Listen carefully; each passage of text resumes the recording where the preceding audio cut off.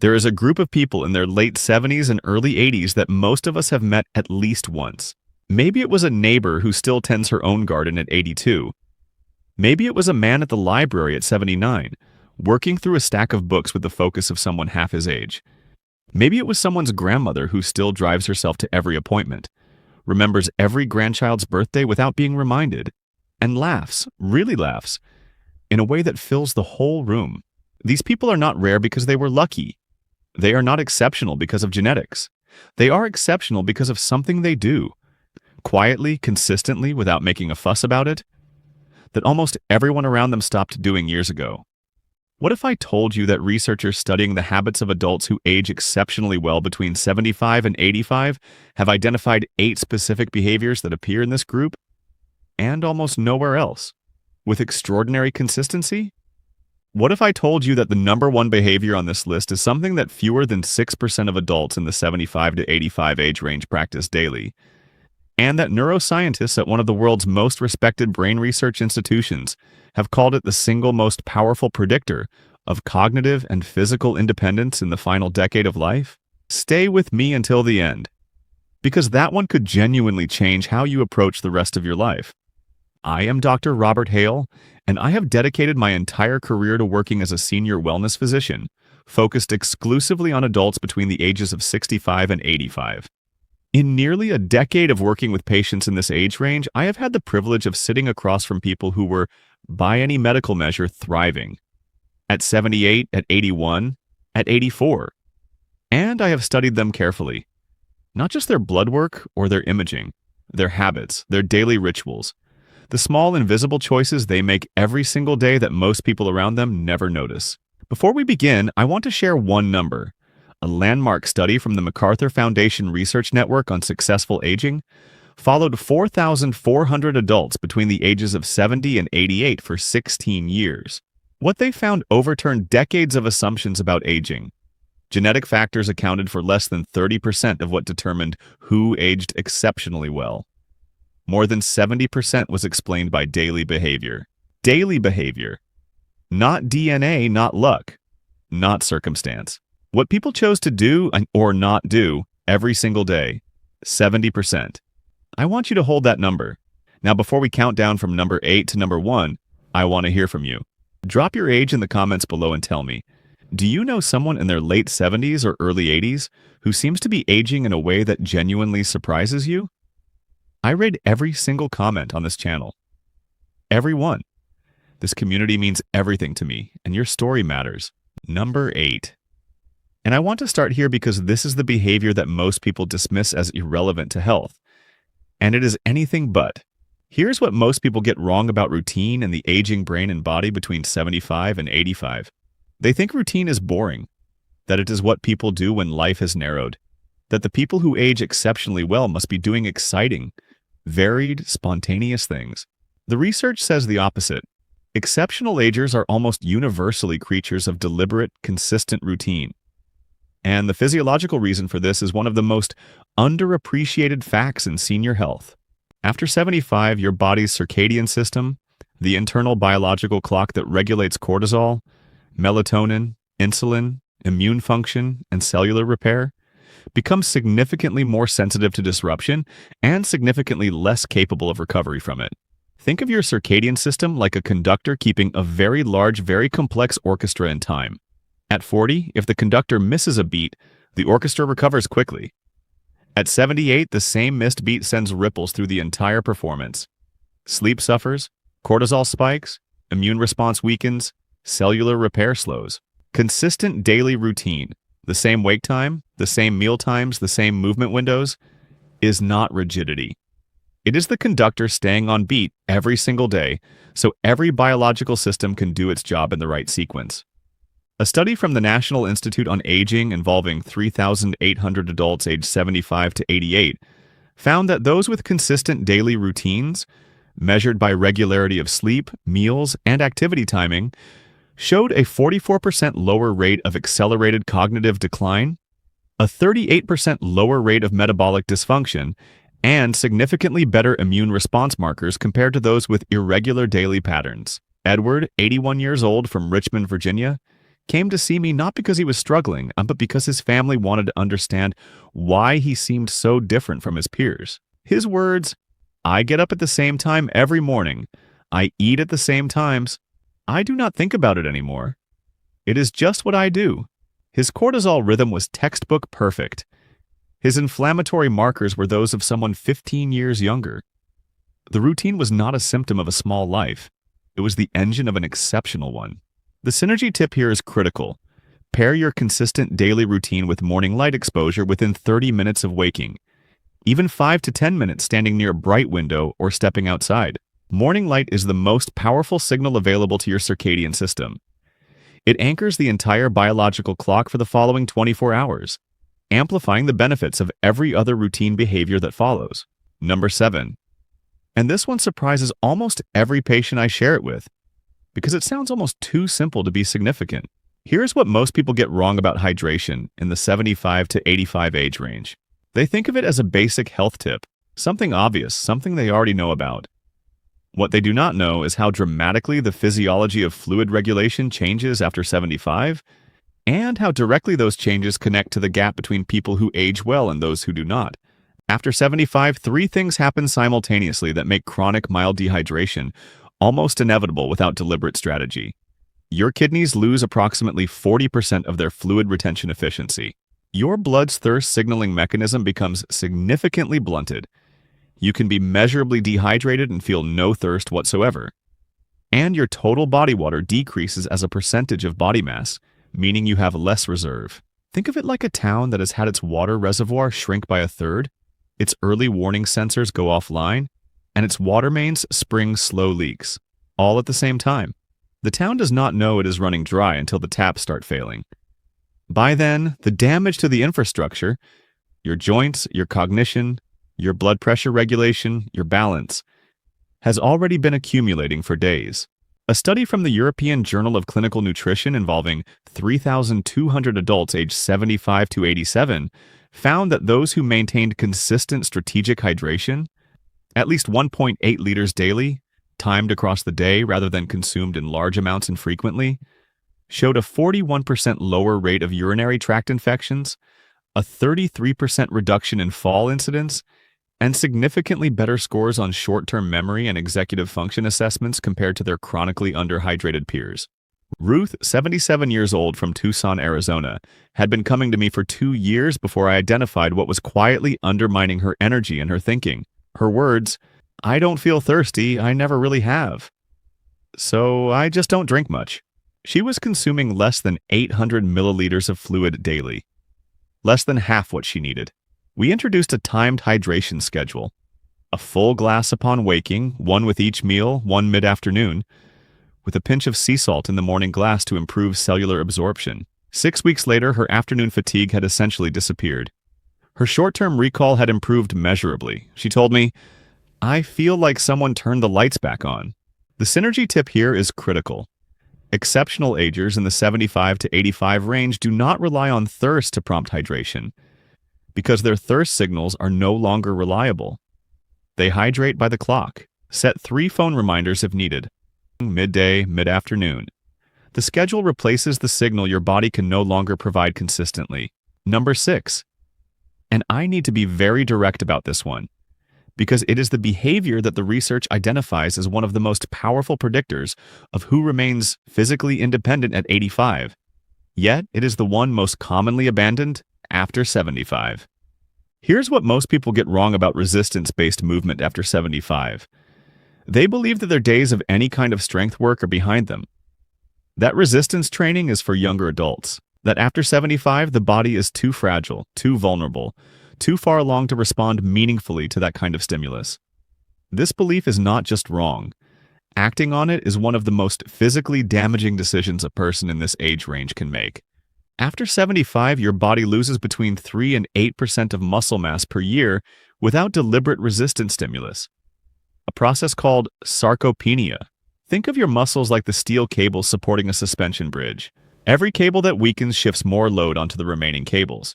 The bridge does not collapse suddenly. It sags. It sways more than it should, until one day a load it would once have handled easily becomes too much. That is what sarcopenia does to the aging body, slowly, quietly, transferring load from muscle to joint, from joint to bone, from bone to emergency room. But here is what the research shows with extraordinary consistency.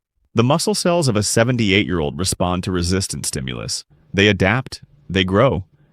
The cables can be strengthened, not to what they were at 50, but meaningfully, measurably, life-changingly stronger than they would be without the stimulus. A study from Tufts University's Human Nutrition Research Center on Aging, involving 3,600 adults aged 75 to 87, found that those who engaged in twice-weekly resistance training, using bands, light weights, or body weight, showed a 39% improvement in functional strength at 6 months, a 47% reduction in fall-related injuries at 12 months, and lived an average of 2.1 years longer than sedentary peers over the study's follow-up period.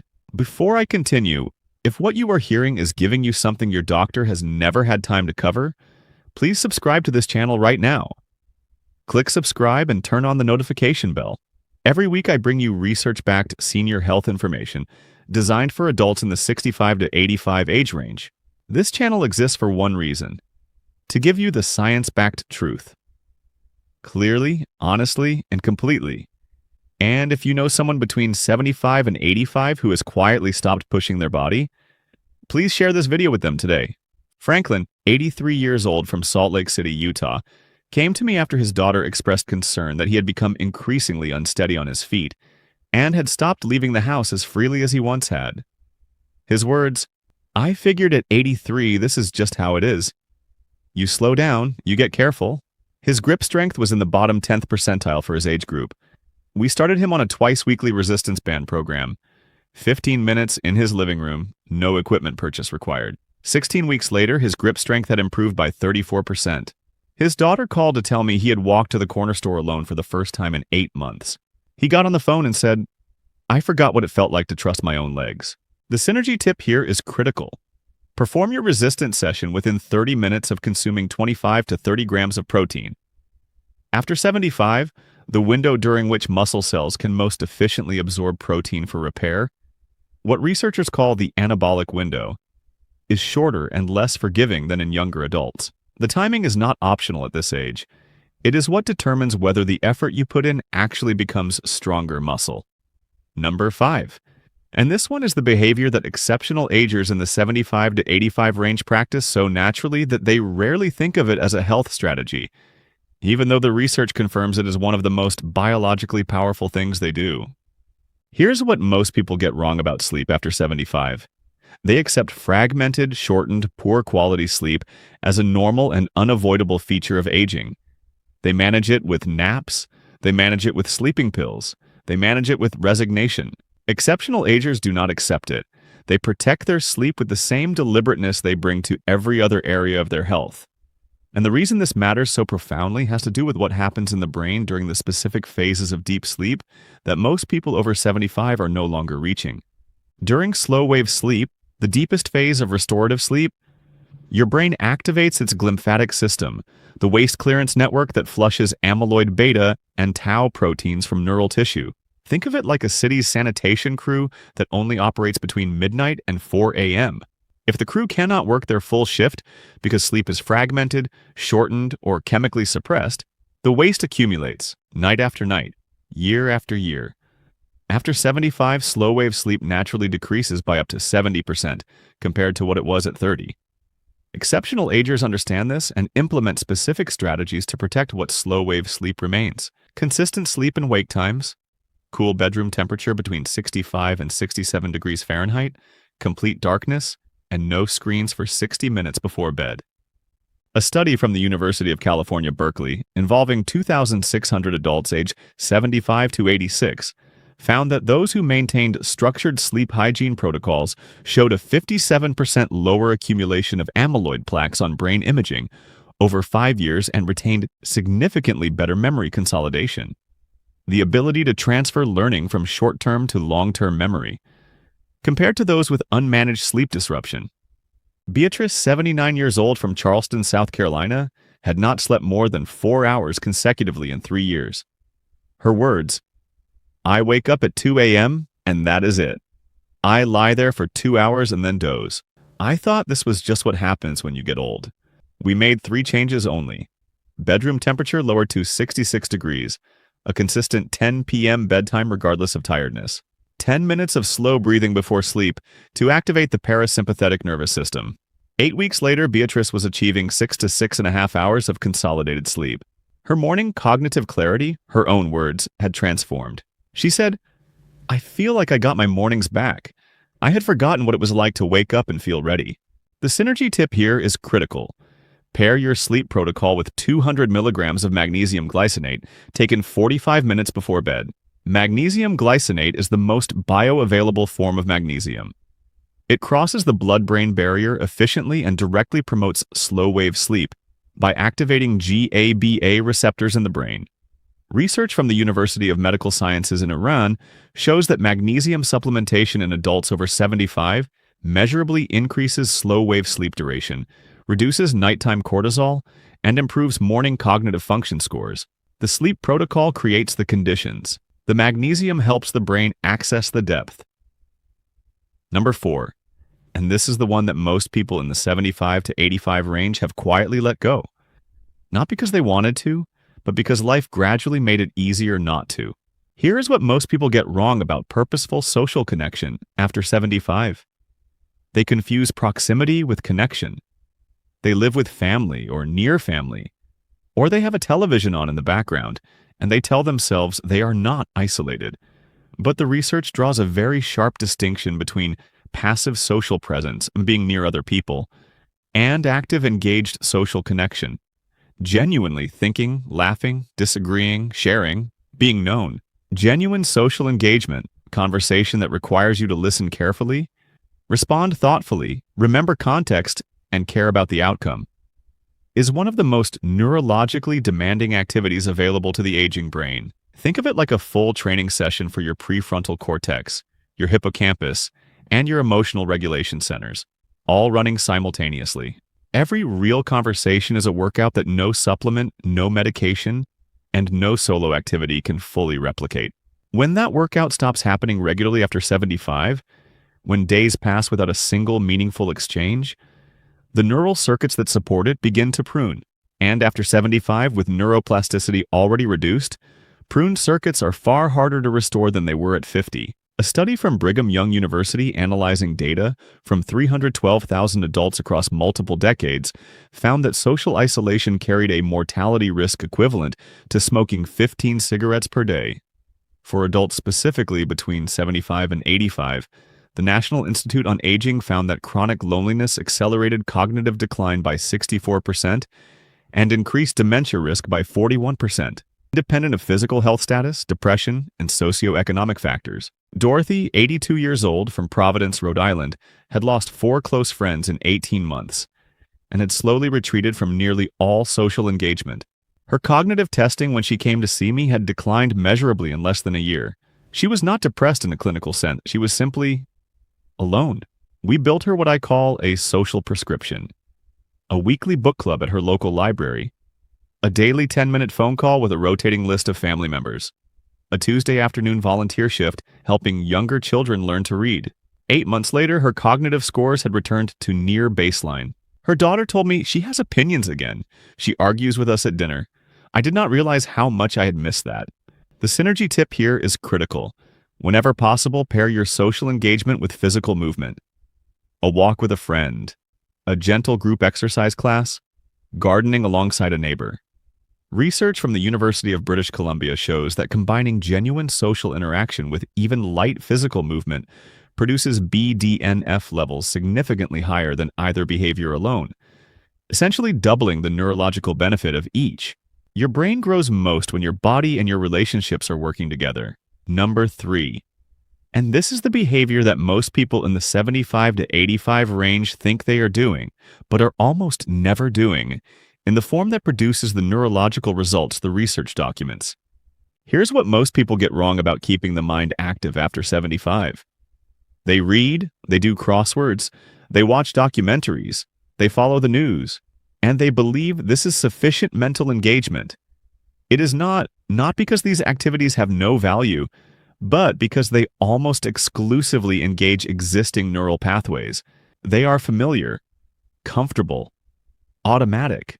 And the brain after 75 has become extraordinarily efficient at processing the familiar, which means it is expending almost no meaningful effort, producing almost no new neural growth, and building almost no additional cognitive reserve. Cognitive reserve is your brain's resilience buffer, its ability to absorb structural age-related changes and continue functioning clearly. Think of it like the RAM in a computer. The more you have, the more the system can handle before it starts to fail. And the only way to build cognitive reserve after 75 is to give your brain a task it does not yet know how to do. Something genuinely new. Something that requires struggle, error, correction, and repetition. The struggle is not incidental to the benefit. The struggle is the benefit. It is the signal that triggers neuroplasticity, the brain's capacity to form new connections, which never disappears entirely, even at 83, even at 85, but which responds only to genuine novelty and genuine effort. A study from the University of Edinburgh's Lothian birth cohort, following 1,100 adults from their early 70s into their late 80s, found that those who engaged in novel, challenging cognitive learning for at least 25 minutes daily showed a 47% slower rate of brain atrophy on MRI imaging, maintained significantly better processing speed and episodic memory, and were 38% less likely to receive a dementia diagnosis over the following decade, compared to those who engaged only in familiar mental activities. Clara, 80 years old from Minneapolis, Minnesota, came to with concerns about her cognitive trajectory. She was an avid crossword puzzler, 2 per day for 20 years. Her words, "I thought I was keeping my brain sharp, but something still feels like it's slipping." Her crosswords were not the problem. They were simply not enough anymore, and her brain had mastered them completely. We introduced one new learning challenge. She chose watercolor painting, something she had never attempted. She was, by her own account, spectacularly bad at first. 4 months later, she had completed 11 paintings and joined a weekly painting group, simultaneously addressing behavior number 4. Her cognitive reassessment at 6 months showed measurable improvement in 3 of 5 domains. She brought me a small painting at our next appointment. She placed it on my desk and said, "I made something that didn't exist before. I haven't felt that in years." The synergy tip here is critical. Pair your daily novel learning with omega-3 DHA supplementation. 2 grams daily from fish oil or algae oil. Research from the Framingham Heart Study shows that adults with higher DHA blood levels demonstrate significantly greater neuroplasticity responses to cognitive training, meaning the new neural connections formed during learning are stronger, more stable, and more lasting. DHA does not replace the learning. It helps the brain hold onto what the learning builds. Number 2. And this one is perhaps the most quietly radical behavior that exceptional agers between 75 and 85 practice, because it runs directly counter to what most of their peers are doing. Here is what most people get wrong about physical autonomy after 75. They gradually delegate it. They let family members drive them to appointments. They let others carry the groceries. They accept help with tasks they could still manage themselves, not because they cannot do them, but because accepting help feels appropriate, feels gracious, feels like the right thing to do at this age. And each small delegation feels minor. But the cumulative biological effect of reducing physical autonomy after 75 is one of the most significant accelerants of functional decline that I observe in my practice. Every task you perform independently after 75, walking to the mailbox, climbing your own stairs, carrying your own bag, preparing your own meals, is a functional movement that maintains the neural pathways, the muscular activation patterns, and the proprioceptive feedback loops your body depends on to remain safe and capable. Think of each of those tasks like a small vote for your continued independence. You make hundreds of these votes per day, or you let someone else make them for you. Over months and years, the difference in physical capability between someone who maintained their votes and someone who delegated most of them becomes enormous. And the tragic part is that the person who delegated did so out of kindness, to not be a burden. They did not realize each small concession was borrowing against their own future capability. Research from the Johns Hopkins Bloomberg School of Public Health, following 4,800 adults aged 75 to 87, found that those who maintained consistent functional independence in daily tasks resisting unnecessary assistance, showed a 52% lower rate of requiring residential care within 5 years and maintained significantly higher scores on physical function and cognitive assessments at every follow-up point compared to those who progressively accepted assistance with tasks they could still perform independently. Agnes, 84 years old, from Portland, Oregon, was brought to me by her son, who was concerned she was declining. When I assessed her, I found her physical function was actually still quite good for her age. But over the previous 2 years, well-meaning family had begun driving her everywhere, carrying everything for her, preparing all her meals. Her words, "They love me. I didn't want to refuse their help." We had a family conversation, gentle, clear, direct. We returned specific tasks to Agnes. She walked to her neighbor's house. She carried her own shopping bag. She prepared her own breakfast each morning. 3 months later, her son called me. He said, "She seems stronger, more herself." I didn't realize we were taking something from her by trying to give her everything. The synergy tip here is critical. Pair your maintained physical autonomy with deliberate attention to foot and ankle strength, the most under-exercised and most critical physical system for independence after 75. Simple daily exercises, heel raises, toe lifts, single leg standing for 10 seconds, directly maintain the balance and proprioceptive feedback your body uses to navigate every independent task safely. Strong feet are the foundation everything else stands on. And now, number 1. The behavior that fewer than 6% of adults between 75 and 85 practice consistently, and which neuroscientists at the MacArthur Foundation Research Network on Successful Aging, after 16 years of studying what separates exceptional agers from everyone else, identified as the single most powerful common denominator among those who remain most fully themselves. Cognitively sharp, physically capable, emotionally alive, deep into the final decade of life. Here's what most people get wrong about attitude and aging. They think of it as personality, as something fixed, as optimism or pessimism that you either have or you do not. The research identifies something far more specific and far more actionable than general optimism. It is what researchers call a growth orientation toward aging itself. The belief, held actively, practiced daily, expressed in concrete behavior, that this stage of life still has genuine things to offer, not despite the losses, alongside them. Exceptional agers between 75 and 85 are not people who pretend loss does not happen. They lose friends, they lose capacity, they lose people they love, but they hold simultaneously, and this is the critical distinction, a genuine orientation toward what is still possible, what has not been lost, what can still be built, learned, felt, offered, experienced. They ask questions, they make plans, they 78, at 81, at 84, they start things. And this orientation is not merely psychological. It has direct, measurable, profound physiological consequences. A study from Yale University's School of Public Health, led by Dr. Becca Levy, followed 3,200 adults over a period of 23 years. Those who held more positive self-perceptions of aging at baseline lived an average of 7.5 years longer than those with more negative self-perceptions. Not months, years. 7.5 of them. And a follow-up study from the same research group found that positive aging beliefs were associated with a 44% lower risk of developing dementia over a 38-year follow-up, independent of physical health, depression, and socioeconomic status. A second study from the University of Michigan's Health and Retirement Study, involving 6,800 adults aged 75 to 89, found that those who reported a strong sense of engagement with the future, concrete plans, ongoing curiosity, active goals, showed 49% better preservation of physical function and 53% better preservation of cognitive function over 8 years compared to those who described their primary orientation as maintenance or waiting. Robert, 85 years old, from San Diego, California, came to see me at the insistence of his cardiologist. Not for any cardiac issue, but because the cardiologist thought I should meet him.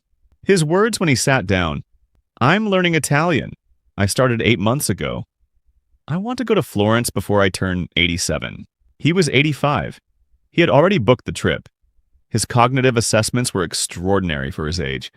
His inflammatory markers were those of someone a decade younger. His grip strength was in the top 20th percentile for adults 15 years his junior. When I asked him the secret, he looked at me with genuine puzzlement. He said, "There is no secret. I just refuse to act like it is over." Because it is not over. The synergy tip here is critical.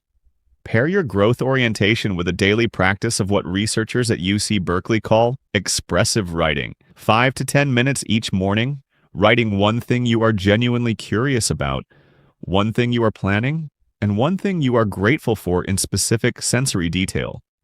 Research from UC Berkeley's Greater Good Science Center shows that this specific combination, curiosity plus planning plus specific gratitude, activates the prefrontal cortex, suppresses amygdala threat response, and measurably increases dopamine and BDNF production within 4 weeks. It is not journaling for its own sake. It is a daily neurological reset that reinforces the growth orientation at the biological level every single morning. I want to close with something I say from the heart. Because after nearly a decade of working with adults between 75 and 85, I have come to believe something that the research is only beginning to fully articulate. The people who age best in this decade of life are not the ones who fight aging. They are not the ones who deny it, rage against it, or simply endure it. They are the ones who meet it with the same deliberate, curious, committed energy they have brought to every other chapter of their lives. They get up at the same time. They drink their water. They push their muscles. They protect their sleep. They call their friends. They learn something new. They carry their own groceries. And they make plans. Real plans. The kind that require a future honest because they have decided quietly and without drama that the future belongs to them too. I have watched an 83-year-old man remember what it felt like to trust his own legs. I have watched an 82-year-old woman argue at dinner with her family and have everyone love her for it. I have watched an 85-year-old man book a flight to Florence in pursuit of a language he started learning at 84. That is what these 8 habits protect. Not just health, not just function, a life that is still fully, unmistakably yours. It is never ever too late to begin. If you are not subscribed yet, please do that right now. Click subscribe and turn on the notification bell. Because every week I bring you research-backed senior health information designed specifically for adults in the 65 to 85 age range. Information your 15-minute appointment simply does not have time to cover. And now I want to hear from you. Of these 8 behaviors, which one do you feel you already do well? And which one do you want to build? Leave your age and your answer in the comments below. I will read every single response. This community is one of the most thoughtful and engaged I have ever been part of. And that is entirely because of you. I am Dr. Robert Hale. Take good care of yourself because you are worth the effort.